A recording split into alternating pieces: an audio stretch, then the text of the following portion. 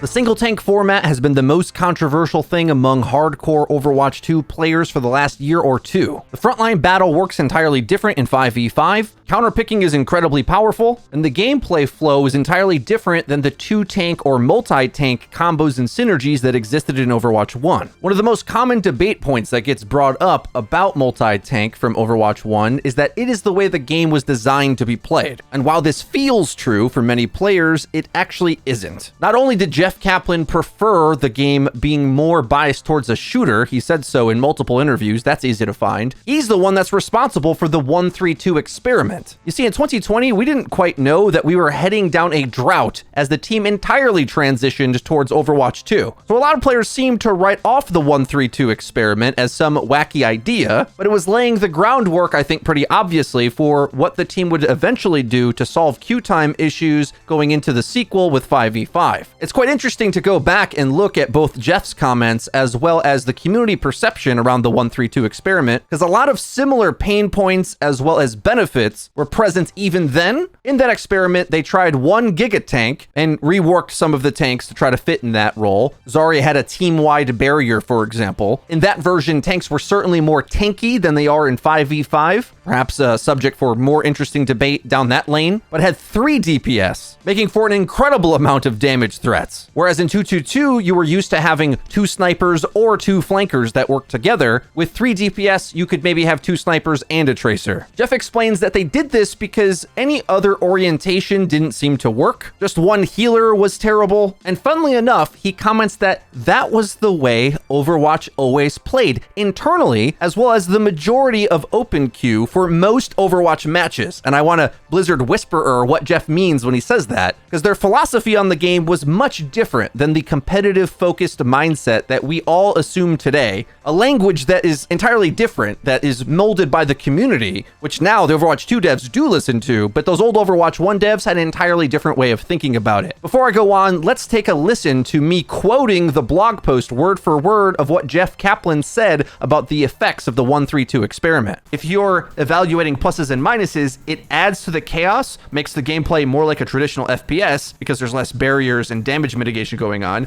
but also detracts a bit from the team play. Speaking of team play, one of our testers who did not like the experiment made a comment that he felt the 3-2-1 detracted from team play too much. I found this fascinating because in 2013-2014, when they were developing Overwatch, every decision we made was to embrace and encourage or force team play at all costs. We put so much effort into putting the focus on team victory/defeat rather than individual performance, but in 2020, we feel like the overemphasis on team play, while great for hyper-competitive players in situations such as the Overwatch League, causes a lot of psychological pressure on your average player just looking to blow off steam in a video game. I guess what I'm saying is that in 2020, feeling like you can deviate from team play a little bit in Overwatch and have some success feels like a good thing, not a bad thing to me. Jeff goes on, the amount of team synergy and execution required to pull off a victory is exciting, but also a little intense. There was something nice about a bit more loose/skirmishy version of the game, but again, it's all opinions and perspective. Not everyone on my team agrees with me, and that's a good thing. The other odd thing about testing this is when we started, everyone treated it like it was one of Jeff's crazy experiments, and it was a super different, challenging, and possibly stupid idea.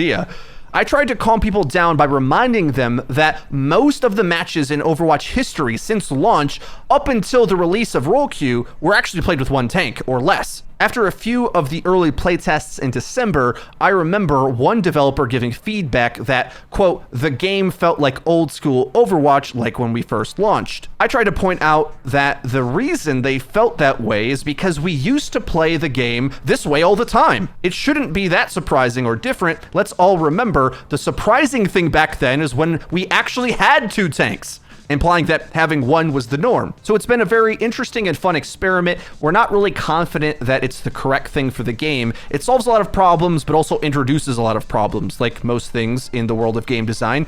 I am really proud of the Overwatch team for experimenting with it the past 2 months. We're really conflicted on it, so it was cool to see you bring up the idea. Now keep in mind, guys, When I translate things Jeff said, I'm able to do this because I can piece together the way they've talked about these things for years and years of time and retroactively look at what their philosophy was as they stated it, as well as more evidence behind the scenes of why they went certain directions. I investigated this thoroughly covering this game because it was required, because back then the devs hardly spoke to us ever and only really began taking any creator criticism on board directly once Valorant dropped. But as Riot opened their arms to listen to what creators had to say, it seems like Blizzard wanted to copy that. There's a benefit and a weakness to the way they thought of the game. You see, Jeff Kaplan himself, and I think a lot of the devs, weren't really sold on the community's interpretation of the game. In the very blog post I'm quoting here, he speaks about tank synergies almost as if he's quoting it like it's an idea the community has, but he's not necessarily on board. This is important because when we look at the history of why they took years, it felt like, to nerf the GOATS comp, they sort of believed that it was counterable before the rest of the community did, because they believed that you should develop strategies in order to counteract the game rather than have the game balance dictate what you play. Remember, these weren't competitive devs. That's part of what made them genius, but it also meant that they were really resistant to the community demanding that they were right about something when they wanted to disagree.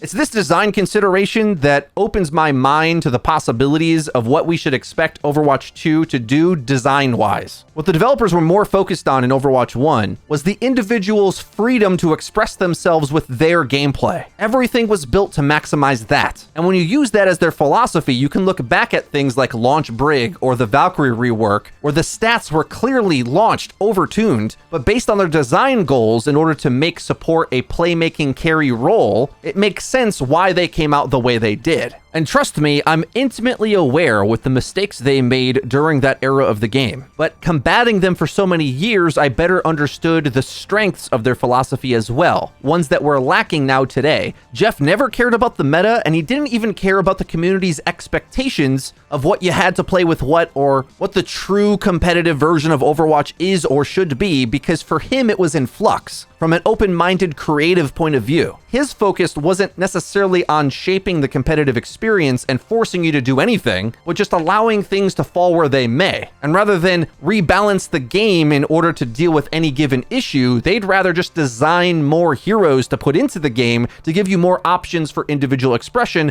if you wanted to or whatever. Which is why we got Brig to counteract the oppressive and long-term dive comp that existed for over a year. And I get really confused when we look back with rose-tinted glasses and say a long list of excuses of why people didn't play tank. There was no version of the game where it was popular for an extended period of time. 1 month doesn't really prove that point, because queue times are not ever a relation of the total player base numbers, which they need for the game to survive. Queue times are just the distribution of the players that are playing at that time for the given MMR that match would allow. And too often do I think all of us who talk about the game do so as if the game is only the top 1%. When Jeff talked about the game, he included everybody, because those experiences are also valid. The long-term health of the game isn't going to persist based on just a healthy top 3%. They have to add fun things for the 100% and new things to either get players to come back or to get new players to replace the ones that all games lose gradually over time. I think we all feel capable of contributing feedback and criticism that would help the game. But the wacky new characters that break the game are also kind of the appeal of the game. And I'm pretty sure we're all in agreement we need more of those for the game to survive and continue forward anyway. The format in Overwatch 1 always needed work. When I state some of these facts, I get a lot of pushback because the receipts are hard to find. I can't even find the physical blog post of Jeff saying this because the forums have been changed and he doesn't even work there anymore, so I don't even know if there's a way to find the legacy version of it. But he states some pretty interesting facts in that post. He said the majority of games in open queue up to that point were played with 1 tank or less. Meanwhile, the most competitive way to play was to play at least with 2 tanks, sometimes 3. And some comps went really crazy with 4. There's a huge disconnect there. What the math of that means, when given the choice in open queue, players would prefer to not play tank and probably lose, because tanks were incredibly powerful at the time, if you knew how to play them anyway, somewhat required even to function on a lot of the maps, but they chose not to. Because as much as we could solve the game to maximize for the most balanced competitive experience, as Jeff says, players want to blow off steam in a video game, playing a role and characters they like. And I think it's fair to say the second half of that era was known for its oppressive CC, making Tank less fun, but it wasn't so different before the DLC heroes were added either. So when I say things like there's overwhelming evidence that people didn't like to play Tank in Overwatch 1,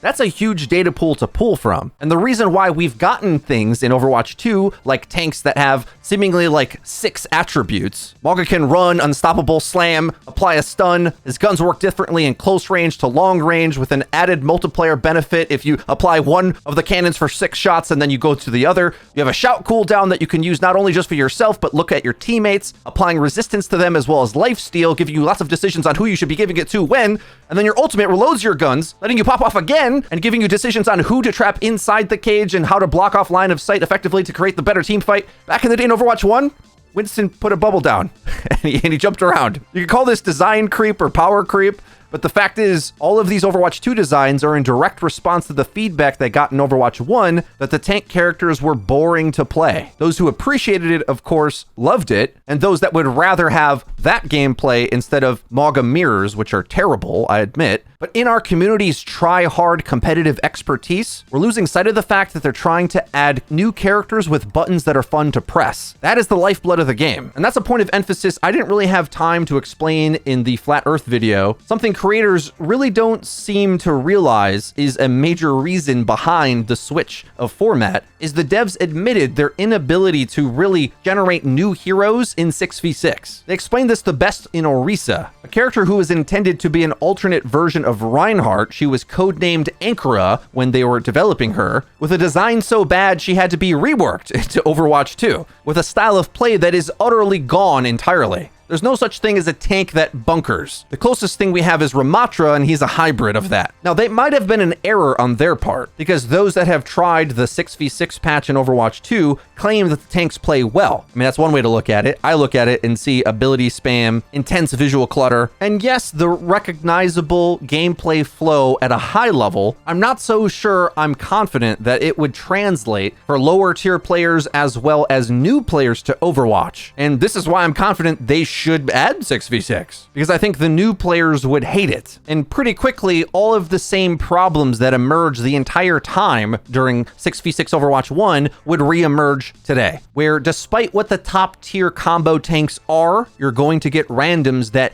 forcibly choose to play tanks that are more self-sufficient anyway. This is why all the Overwatch 2 tanks are designed to have a shotgun and their own ability that dominates their gameplay. It causes lots of problems also, but the trade-off is, do we expect our community to learn tank synergy, or should we expect them to do what they've always done? Which is, and I think a lot of people forget this, throughout the years of Overwatch, open queue and roll queue, is very common to have off-tank players, but not a main tank player. Meanwhile, main tank was the most effective role. So if you really wanted to get good at the game, understand the game, play the real game as the high-level competitive players would have it or see it, you need a main tank, but it wasn't as popular. And I'm fairly confident if tanking returned to the power it was, with the potential to utterly silence all damage threats if played well, which is what we're talking about when we say tank synergy was oppressive. Teamwork was oppressive in Overwatch 1. Shooter fans will not like this. While we can disagree on the direction or preferences of the gameplay, to make it seem like tank gameplay didn't dominate shooter gameplay in Overwatch 1, I think is incredibly strange, especially given evidence that Flats freely contributes on the recent Group Up podcast I was on, where Flats was describing his experience playing against hackers in Overwatch 1. He said that in Overwatch 1, he barely even noticed hackers because they'd get to a high rank just based on their hacking aim, but they didn't have good positioning skills, so him from the tank position could barely even notice their effect on the game.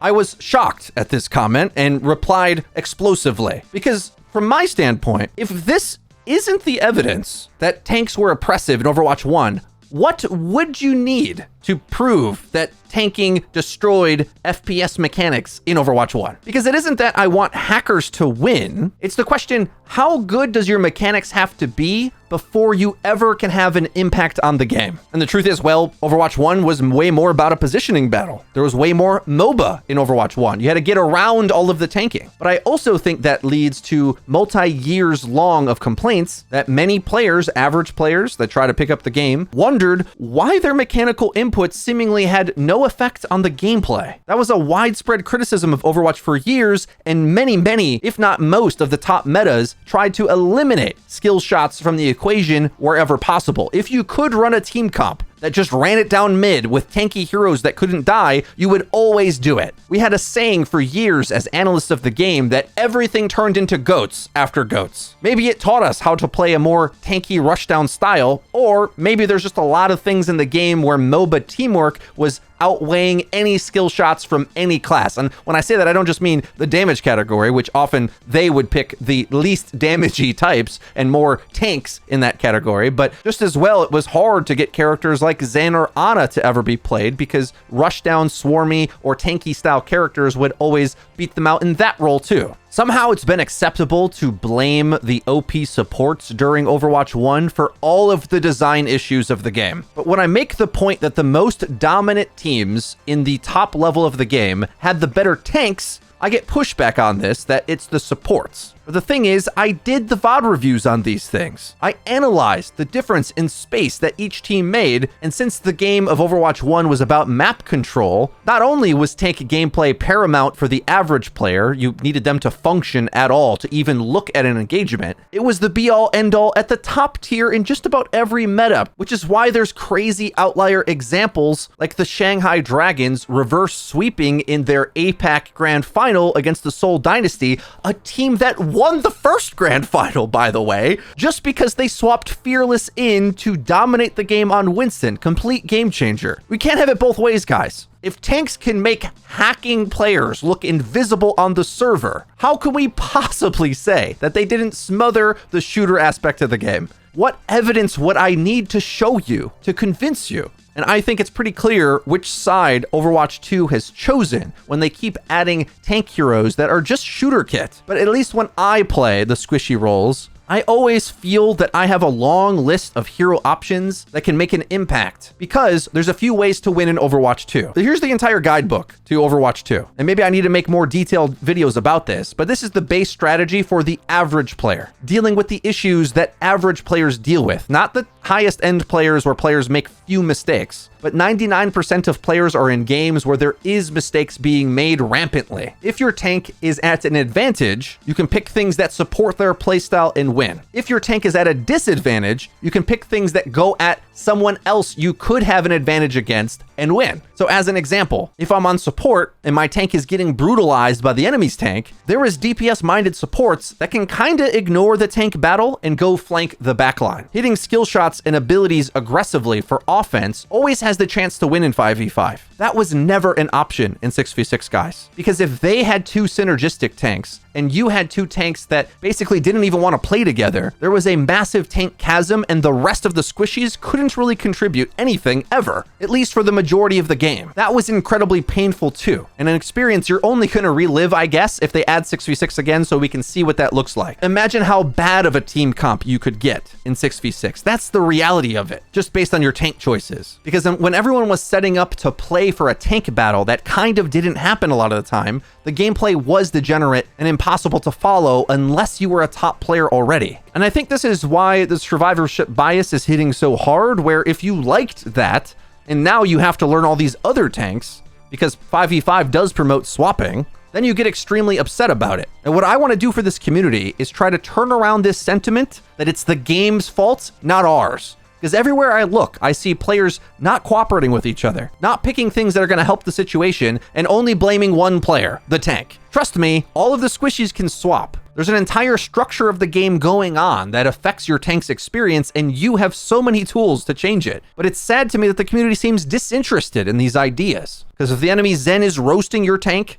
you're going to have a better time if you flank or snipe it. If Ana is chucking nades across the map onto your shieldless Junker Queen, well, Genji is one of the meta combinations with Queen for a reason, because he actually can add a off-tank-esque style ability into the front line and stop that from happening, as well as weave in and out with the fight with her. Is your tank trying to poke? Are they trying to rush? The options are everywhere. There's so many heroes in the roster, yet we as a community just don't seem to want to pick them. We just pick whatever we feel like, and we expect, I guess, the tank role to also be able to do that. But part of the reason why they can't is because we don't enable them to play their better heroes, and we just expect them to just swap to whatever allows them to survive longer, rather than the rest of us learn to play the game with the heroes they do know how to play. I feel like we're putting the cart before the horse on that one. I got a few more points I want to make, but if you've made it this far, it means you're interested in this entire conversation. So whether you think I'm right, whether I'm wrong, if you're interested in still playing Overwatch 2, and you lost a game that you found frustrating, the game balance was to blame, strategies you don't know how to deal with, teammates you think are to blame instead of you, we're going to start taking gameplay review submissions and making transformative content like we used to back in the day. So in the link below, there's a Google form submission for you to submit your replays. Remember to include your battle tag. Now let's go back to debating. Part of the reason why I have trepidation to join the enthusiasm that we can fix this game in a way that everyone would agree is because I witnessed what I thought was going to be the universally appraised format change that was going to save the game and everyone would be happy, roll queue. Ultimately, I always still preferred it for a long list of reasons, but my Overwatch grinding duo partner Nateson, as well as a more casual player like Video Game Donkey or a much more hardcore community like the Koreans, preferred open queue for its further diversity of strategy, role flexibility, and much heightened creativity, whereas I preferred the trade-off to lose all of those things just to have a reliable competitive experience. That's why I'm so firmly advocating for the no solutions only trade-off standpoint when discussing these things, because I was the guy demanding the devs do exactly what I want, and it turned out not everyone actually agreed. And not only that, the devs that I somewhat disrespected at the time were actually a lot more thoughtful and aware of the issues and the byproducts that I couldn't see coming. Here's Scott Mercer at BlizzCon 2018 when they were finally thinking about implementing and testing roll queue. We are thinking about roll queue. There are definitely some problems that would be assisted and helped by addition of roll queue. Right now we're going through the process of looking at, say, hey, if we did it, what other after effects might there be to that? How would it affect queue times? And that's one of the big things. How would it affect players' abilities to change their strategies? One of the things that I think people like about Overwatch is the ability to change strategies on the fly. A lot of thought too, because it has such far-reaching implications that might not be so obvious at first glance, but we're really treating the issue very seriously. It's one thing to understand, it is not the silver bullet that's going to potentially solve all competitive issues. What if the tanks are chosen, like I say, is Zarya, Roadhog, but you're really looking for a barrier tank? The issues that people have where it's oh man, I just wish we had a tank, and yeah, one tank would be great, but what they're really asking for, man, it'd be really great to have a Reinhardt. I don't know if we necessarily want to go down the road of saying hey, even if within roll queue, it shouldn't be the Reinhardt queue, right? Now, advocates of the October patch look to those tank combos that most of the community hated to play with, such as Zarya Roadhog, as actually playable. But that's why I think there's more holes in that October patch argument than we realize. The reason why Scott uses it as an example there, because those were two popular tanks that got picked often, but easily got outplayed. Any small bit of teamwork seemed to easily put shielding in front of them, denying their offense, and everybody would die on the Zarya Hog team.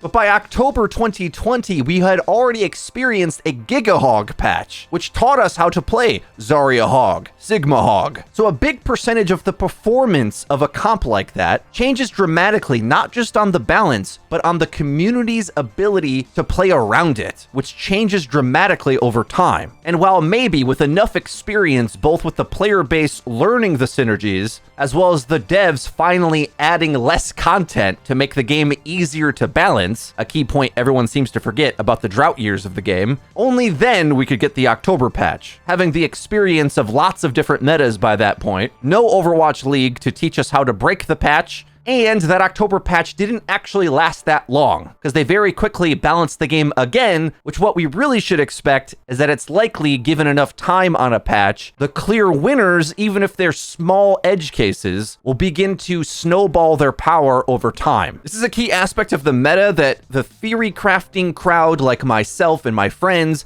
tend to forget about, the social conditioning that tends to occur. And the devs know this. That's why anytime you see them over-buff an underrepresented hero, part of the reason they do that is to get players to play them, teach us what they even do, then try to rein them in. The funny thing that happens with that is that once the player base is forced to grapple with those over-tuned mechanics, they're forced to learn the gameplay principles behind them, so that even when those characters gets tuned down, the players are a bit better at using and countering them. I'm not a huge fan of this strategy, but it's kind of the thing they have to do if we expect them to rapidly add content and shake up the game. I followed many esport games over the years with varying degrees of updates. Blizzard's first mega hit esport, StarCraft Brood War, famously wasn't patched by a certain point, so instead the competitive community balanced the game, quote unquote, by changing and adding maps. But even by not doing that, the meta would just change based on the individual players learning from one another. You can see this happen in fighting games, which often don't get balanced as much. Metas come and go as techs are understood and matchups are evolved. I followed Counter-Strike Go religiously for many, many years. Anytime I see Emong, I always tease him that I used to lose skins gambling on his underdog team when he played semi-pro back then. But that's a game too, where the meta and playstyle of the game would change radically without the game being changed. All of this is really important context when I'm debating some of these things with analysts of the game that are incredibly well versed in their understanding of Overwatch. The debate as it's gone back and forth between me and Samito on these format discussions has produced some of the best explanations of the troubles of this game, as well as now the previous one, that I think is on the internet. In his response to me, I think he highlights and articulates a lot of the design issues in Overwatch 2. And there's a huge section of things that we absolutely agree on. Some of my favorite things that have come out of these debates, especially by being the counterbalance point, the contrarian to Samito or Flats, is they've given really great explanations on the problems with the game fundamentals of Overwatch 2. It has gone too much into being a shooter. Too much self-sustainability is quite boring, especially when you start to get to a high level of the game. And the tank battle is nowhere near as interesting as it could be, mainly because a lot of the kit they've put into it and the adjustments they've made offer a lot of passive value. Armor change, headshot reduction, I can't die cooldowns, stacked on top of you can't die cooldowns, and overall, the eventual result, I think, of the Season 9 health and hitbox overhaul is that counter picks are much more reliable because you sort of can't miss. You need much less aim skill to apply a counter pick, so Cassidy can more easily hit a Tracer, and a Tracer can more easily hit a Zen. I think that's problematic for the game because it triples down on counter picking, requiring you to need even less specialization in those mechanics. I think these are all pretty severe problems in Overwatch 2, but the way I want to contribute to this conversation is bringing some reality check to what the results of what people are asking for today were back then in Overwatch 1. And while it's painful to hear this, because we all wish Overwatch could be its peak potential, the reality is all power and preference in the game is mutually exclusive, which means what I want and like is going to take away from what you want and like if we disagree on what should be the best. In my miscommunication, Sam confuses a few points I make. He thinks I massively contradict myself when it comes to tank synergies. He seems to think that I can't both claim that lower tier players weren't playing the meta, but yet synergies were oppressive. And that's because I think he doesn't realize that I'm not talking about the meta at all. I'm not talking about a balanced state, and it's the social aspect of the game. So when I say tank synergy was oppressive for the average player in Overwatch 1, what I mean is, if your tanks protected the team versus enemy tanks that didn't, there was a massive playability gap. And top players kind of ignore this because they, inside those same games, doing an unranked to GM, would dominate anyway. But the average player liked to feel safe behind their protection tanks, only staring at them, and most of the gameplay was expecting your tanks to somehow make space against the enemy's tanks. I did an insane amount of research for this video, and by accident, I found myself explaining basically this in a guide video from 2019, where I was playing on console for the first time, with poor mechanics, but teaching game sense, when I was a much higher rated player on PC. Well, higher than I am now, because Overwatch 2 is a lot harder. Out of spawn, we come back, I get a huge sigil, and holding grasp for a panic ult, either from Reaper or Roadhog. Tons of value from that, and we just blow this team out. In my opinion, that's the most common way for blowouts to happen in Overwatch, where one front line is just better than the other, or gets more value because maybe their healers are better or whatever, but often it's just with the rotations and understanding where to fight. What I really want to do is dispel this idea that you need your damage to carry the game. Stop waiting in line for damage queues, start winning games easily and ranking up out of the lower ranks with tank and support, who are the real carries of the core of Overwatch. Present day Frito again. It was eye-opening to me to go back to that guide from 2019 and hear me try to convince the community that damage wasn't the carry. Meanwhile, many of the pro tournaments had multi-tank comps before Brig was even out. Shooter fans have a bias to think that the one that's able to secure kills themselves is the one doing the carrying. Whereas Overwatch 1 or 2 is more about an exchange of cooldowns over time. Not just getting your own value, but playing in a way that's going to more easily let your team get value. As Jeff says, this was maximized in Overwatch 1, with tight choke points that demanded you to hold your tank's hands just to get through them. And honestly, one of the biggest things I've realized after watching so much Overwatch 1 footage for this video is how much slower Overwatch 1 played. Because when we get those two protection tanks to slow down the gameplay,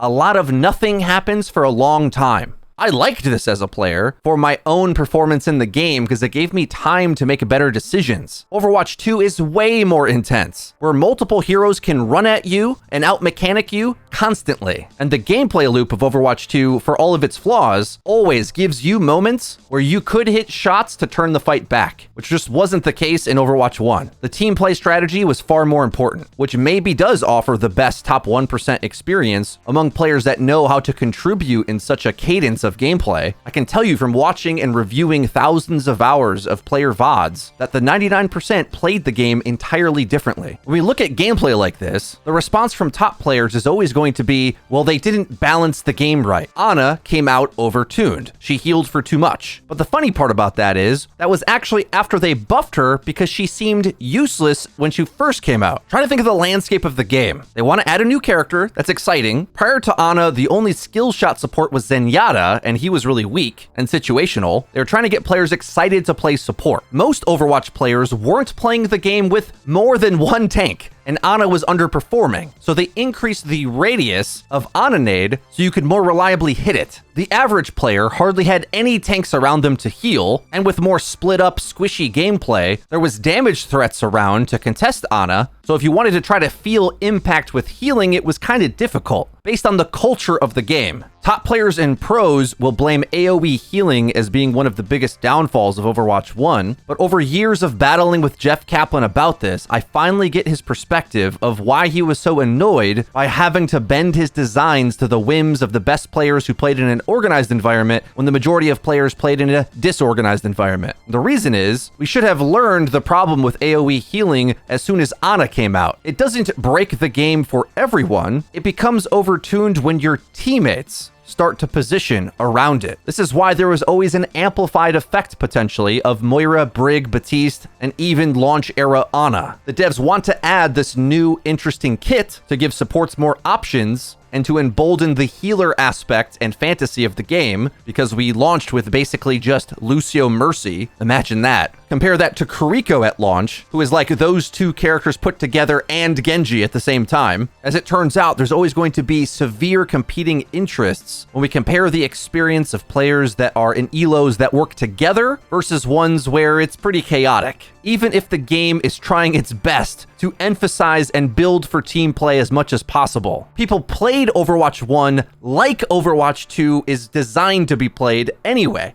That's the thing. If you think of the positions you're supposed to take in Overwatch 2, it looks like the bad positions the average players would always take in Overwatch 1. Tank mostly riding cart, everybody spread out.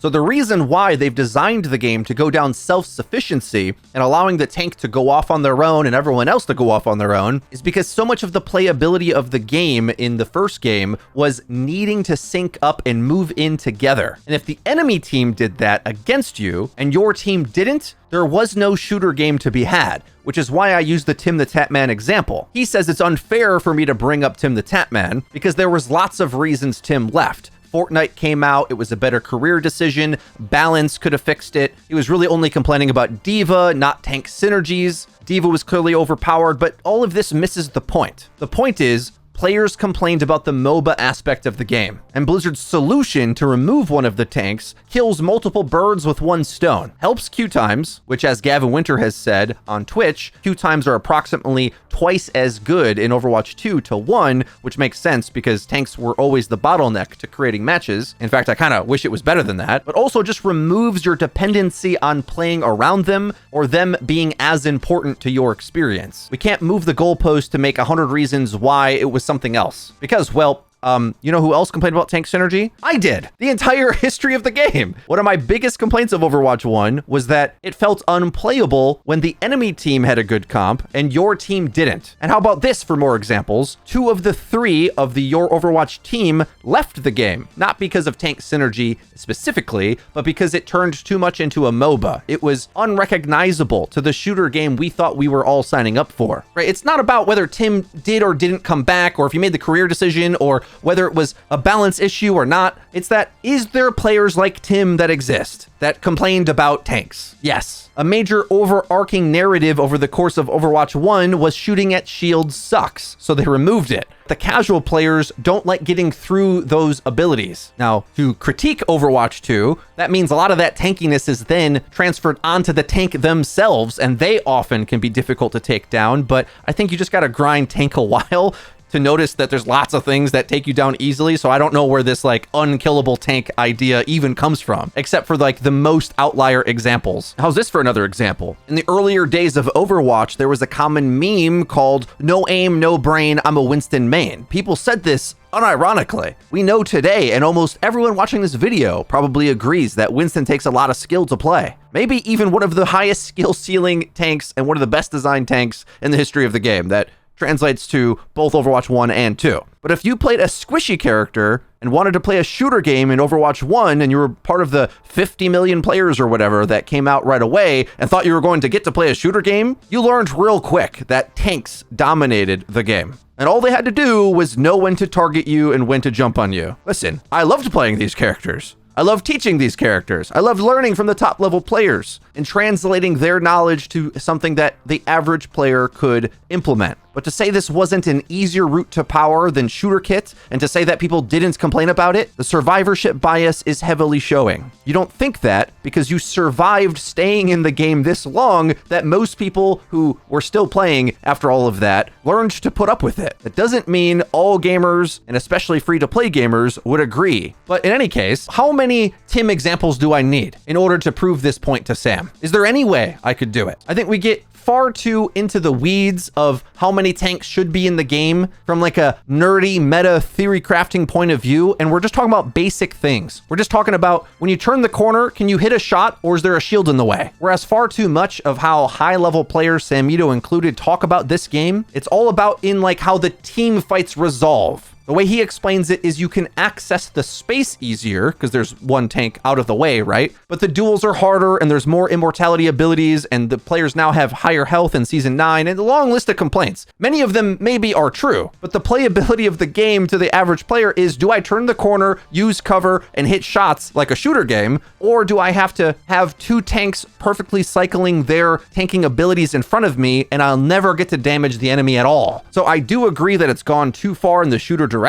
where Hog and Mauga are the top tanks. The tank exchange is extremely lacking, and while there's a lot of shooter kits in the game and you get to shoot the enemy, the MOBA that's back in the game is just sort of like auto-sustain cooldowns, which needs to be addressed. But we have to start to give more accurate feedback because the devs have been spun in so many different directions. We cry about burst damage for years, now Hanzo's gutted. We say holding a shield is boring, then we ask for the shields back. We say counter-picking is weak and useless because meta comps were so strong in Overwatch 1, and now we say counterpicking sucks. And this was another interesting bit of confusion. There was a hater video made talking badly about myself and many other Overwatch creators. My great sin was that I publicly said I like counterpicking, and I think many players do. This person in question took great offense to this, calls me a shill for this. Meanwhile, it's like really hard for me to even follow his logic. People don't like counterpicking? Well, are players doing it against you? They are. Okay. So it obviously exists. Do you think they all hate it? All of them. I still see this in my comments where people use his misquote of what I said, most, when I actually said many. And also it seems over the years, so much of this has been retranslated to the new community we have. Counterpicking wouldn't have been a controversial word to say at the launch of Overwatch 1. Back then, counters were even harsher. It just wasn't the tanks and tank synergies that could be countered because they were overpowered. But Junkrat couldn't contest to Pharah. He had self-damage. Symmetra had no flexibility. Hanzo had no mobility. Brigitte was released a hard counter tracer. Hard counters were harder in Overwatch 1. And on top of that, if you want open queue or 6v6, you badly need flex players like me to fill in for you, otherwise the game turned into an unplayable apocalypse.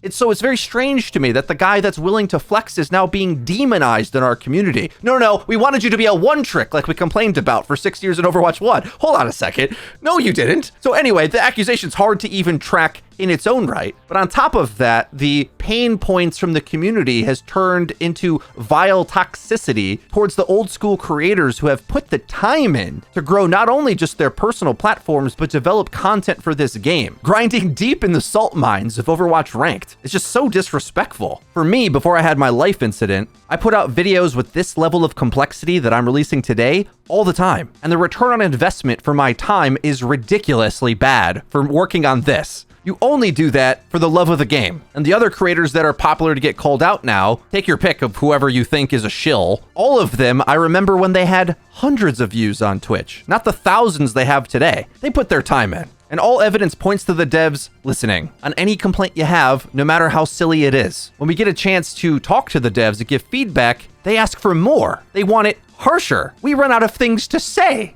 They've heard it all, trust me. Okay, back to the counterpicking point, the coup de grace to this Frito likes counterpicking, therefore shill non-argument. I don't like hard counters. I don't like passive value. And just for a terminology check, there's only so many ways to pick a hero in Overwatch. You can one-trick it, which we used to dislike. You can get into a matchup and decide to mirror pick and try to outplay them on that. I generally dislike doing it. I just don't find that fun, even when it's objectively probably the best path to victory for me. Instead, I like to counter strat because I find it more interesting. Not to have a free win necessarily, but I like textured matchups. How does it make me a shill to like the base foundation of what the game was supposed to be about since launch? Freely swapping your strategy mid-game. And by the way, I'm the guy who championed against that to begin with. When Brigitte came out in 2018, I said, okay, that's enough of the free swap stuff. Let's have hero bans so that we don't have hard counters existing in the game. If you're going to have hard counters that are that powerful of one character selecting and existing to hard mark another, or in an entire playstyle or comp, then we have to have hero bans or draft to limit those strategies. Otherwise, whatever counters the most stuff will be the top meta. Guys, I talked about this for years, and now somehow people are making it seem like I am the one who asked for hard counter picks to be meta. And then you wonder why I ramble on podcasts or my emotions get the better of me. Because people are talking mad shit that doesn't make sense constantly about me.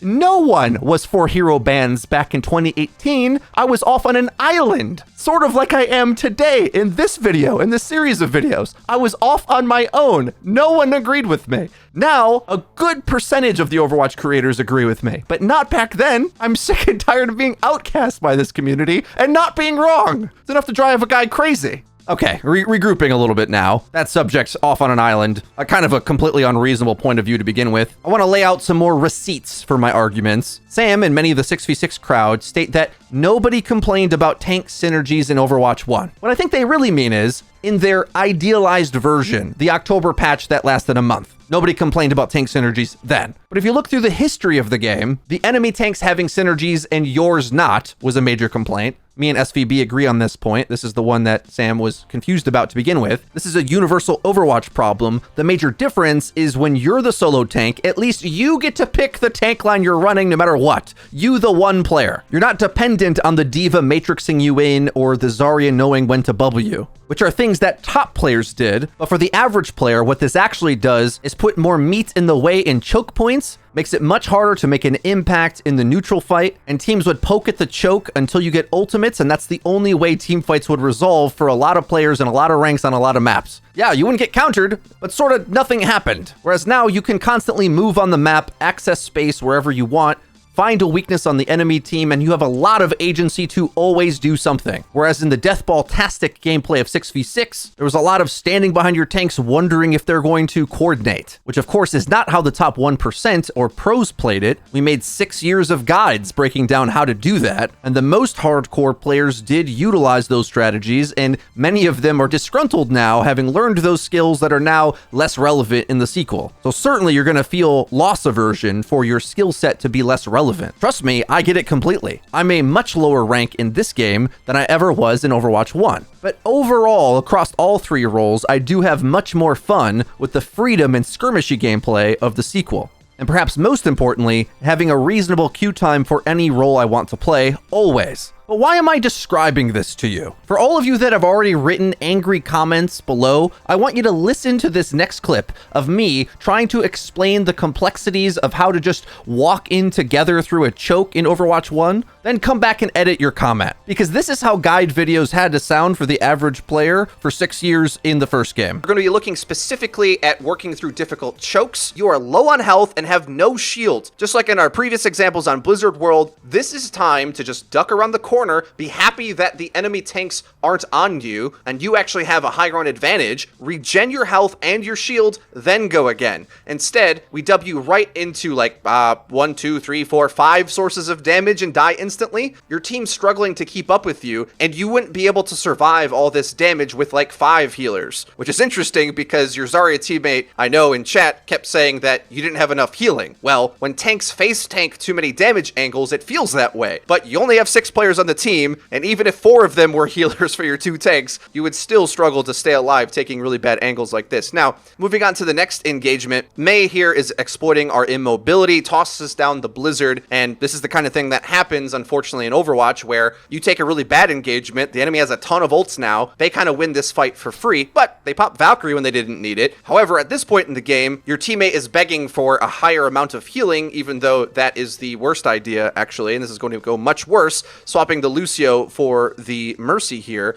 Now, we reset up to go again, but it'll be even easier for the Mei now to wall us off. Remember, you outplay some of these chokehold shenanigans. You need either speed, mobility, flank, some combination of these ideas. Putting more healing into tanks just so your Zarya can get split off and focus fired in front of you doesn't help. You either have to speed together so that it's really hard to wall you off properly, or do something to bait the wall, go a different direction. Frankly, you have a Symmetra, which isn't even bad against this big bunker defensive setup. Use the Sim Telly to go to point or to some point of safety so you're not fighting into these claustrophobic choke positions. But in any case, moving slow without Lucio here just means your whole team is easily farmable. Wow, I really got a lot of mileage out of that road podcaster for many years. Can you imagine that was peak Overwatch content in Overwatch 1? Yep, and also higher tier gameplay back in 2018.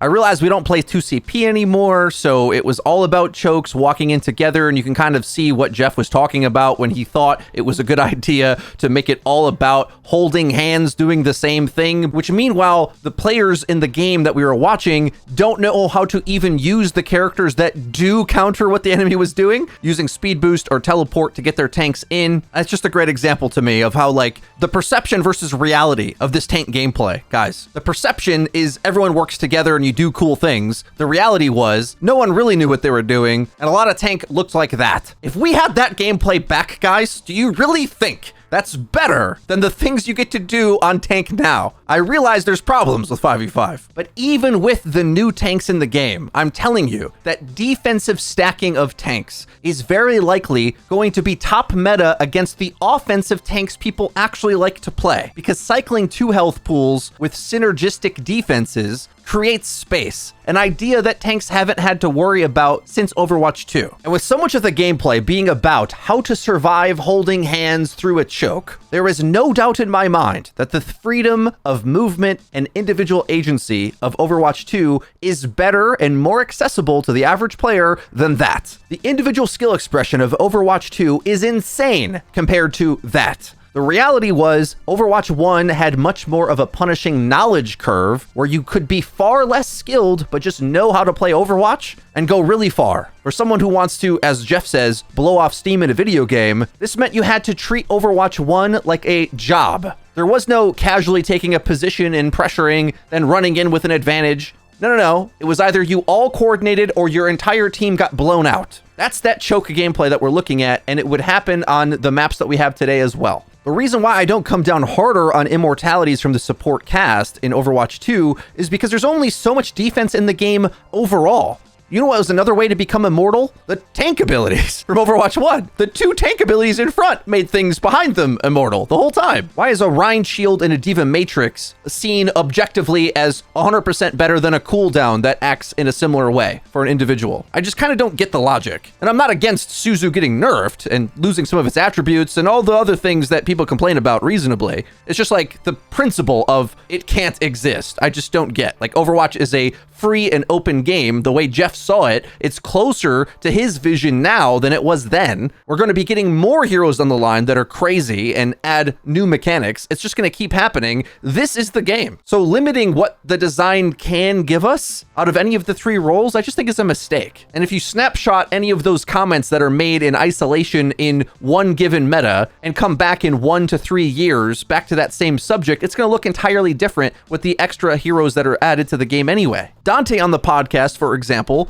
said that D.Va doesn't function in 5v5. Now, of course, he's right in the pro context, but she's one of the higher win rate tanks for the majority of players if you look at overbuff. So how do you square that circle? Or how about at the launch of the game, D.Va and Zarya were by far the strongest tanks? Because so much of our conversation has been dominated by competitive players, and they often speak hyperbolically and say things that are obviously not going to remain true, but then keep saying it, it's very hard to have a reasonable conversation about this. Sam's the most articulate version of these guys, so I kind of use him as an example. Also, I know he's tough enough to take it as my friend, but I've took an issue with how he's phrased this feedback for his whole career, pretty much, which is why it's problematic when you say things like, they can never balance tanks in 5v5, when we have no idea what they could do next. Who knows what the next thing is? Because let's not forget, they also said they could never balance Widowmaker and Tracer in 5v5. Well, it turns out they're one of the healthier heroes after the great health rework. Both are effective, but counterable. We've got other byproducts and problems now too, but this is why you can't put a post in the ground to say they can't do something, because then you're forced to move the goalpost once they change it. And your prediction was they couldn't change it. And then they did. This keeps happening. It's happened for years. And maybe it is the case that top 500 ranked in 5v5 is often going to just be the flavor of the month tank. But the alternative system produced the flavor of the decade tank in turning Roll Q into the Reinhardt Q, because it was the only tank anyone knew how to play around for the medal ranks. So imagine that. Imagine they're trying to add new tank characters and they just sort of don't function to interest that player base because the whole game is stand behind Reinhardt. So yes, I understand that the top 1% gameplay gets hurt, but we're not going to expect top 1% gameplay to ever be fantastic. It's always been degenerate, bar 1 month on a patch that we barely played. Alternatively, in this system, the average player sees loads of heroes. The pick rates are all over the place, which is objectively far more diversity for the average player. Maybe too much, because one of Sam's strongest points is that if the tanks hard counter one another, because their stat numbers are so high, the outplayability window is smaller, because you have an even bigger threshold to outplay a disadvantage. This is a very good point. But that same thing did happen in Overwatch 1. You just had one poor sap feel obligated to have to pick Reinhardt or insta-lose the game. That's what actually happened, which also wasn't a good outcome. Tank lines hard rolled when they got counterpicked, just like they do in Overwatch 1. You just didn't notice it as severely because there was more vague cushion in the way. There was less skill shots. There was more team fights and less skirmishes. We haven't seen a hard counterpick more than launch Brigitte against Tracer, which is what she was designed to do. Now, competitive players just sort of write off half of the new additions to the game, but they kind of miss the point that the game is about adding new crazy things. So we talk at both sides of our mouth with this. They should keep doing the crazy, wacky things they are doing, just balance it. But when they do things like that, we're somehow seemingly simultaneously furious that it doesn't enable our favorite heroes from yesteryear. In an interview years ago with a clip I can't find anymore, Jeff Kaplan was talking to Fran, and he sort of had like a mini rant about the meta and sort of revealed how little he cares about what the top meta is. He said, there's always going to be a meta. What the hell do you people want? Sort of like bothered that we were even demanding that he balance the game. And now that the developers are consistently tweaking everything to try to level out the pick rates and win rates, how do they manage all these expectations simultaneously? It's only getting worse, guys. There's more heroes coming down the line. There's more wacky heroes with big over-the-top abilities down the line. Is this the game we want to be playing or not? Because that's what we got. We're never going back to simple Overwatch 1 in whatever version you thought it was supposed to be. It can never be that again. And it probably never was. Because whatever version of Overwatch you liked, someone else hated and was demanding them to change it. What I'm most looking forward to is new games in the hero shooter genre to come out. Because I think only then will we start to appreciate how much better Overwatch 2 is than Overwatch 1 for just the average player. Maybe it's worse as a high-tier, complex, competitive game, fine. But to just enjoy the mechanics freely without being as beholden to your teammates and to have a bevy of options, Overwatch 2 is actually closer to the game they were attempting to design years ago, losing some of the worst parts about the game. You used to need to have almost perfect in-concert team play to usher your team through a choke to just have a chance at seeing a team fight. So when Sam says, yeah, you can access the space better, but the duels are harder, it's like, yeah, but we used to never see space. Like, what do you mean? How is that better? And the closer we get to gumming up the works of putting more tanks in the way, the more likely we're closer to that again. All right, guys, it's been a long one. If you enjoyed this video, please be sure to leave it a like and don't forget to hit subscribe and click the bell icon to actually get notified when our videos come out. That's been it for me. I've been Frito for your Overwatch. I'll see you guys next time.